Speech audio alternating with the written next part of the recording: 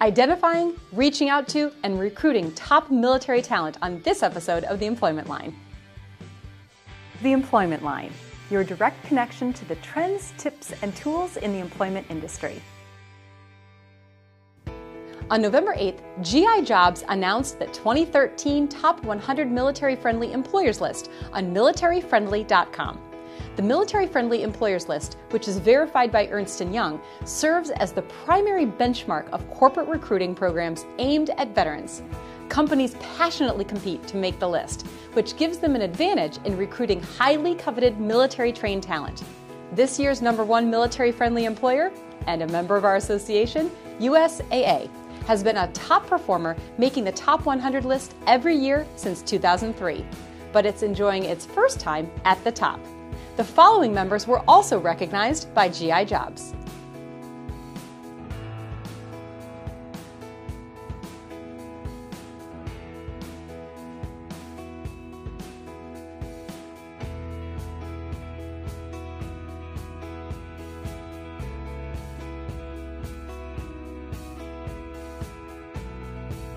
Veterans Day has come and gone, but the outreach to America's veterans is relevant and essential to employers. Bonnie Elsey, Director of Workforce Development with the Minnesota Department of Employment and Economic Development, encourages employers to reach out to experts.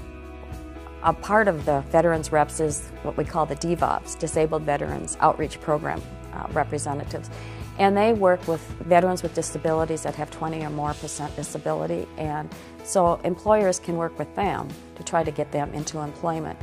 And one of the great things about vocational rehabilitation and the DVOPs is they definitely know about workplace accommodations. So they can work with the employer to try to accommodate whatever the impediments that person has to work on that job. I think the most important thing to remember for employers is that people with disabilities are people with abilities, and that's what they have to concentrate on, and we try to make sure that they can see what those abilities are. In a recent speaking engagement titled Camo to Khaki, Russell Tooley, Senior VP of Corporate and International Human Resources at Tyson Foods, provided 4 useful tips for recruiting top talent. Number 1, work with the National Army and Alumni Program, ACAP, to identify top talent exiting the military. Number 2, work with the National Guard Support Center out of Little Rock to identify top talent. Number 3, work with career development offices at core schools and universities to identify students in the military, primarily through Student Veterans of America chapters. And number 4, develop relationships with the Navy, Air Force, Marine Corps, and Coast Guard. For additional tips, association members can log into the pipeline and access his full presentation. On behalf of the association, we thank all the veterans and military personnel who have served our country faithfully throughout the years. I'm Lisa Whitman. Thanks for watching and sharing The Employment Line.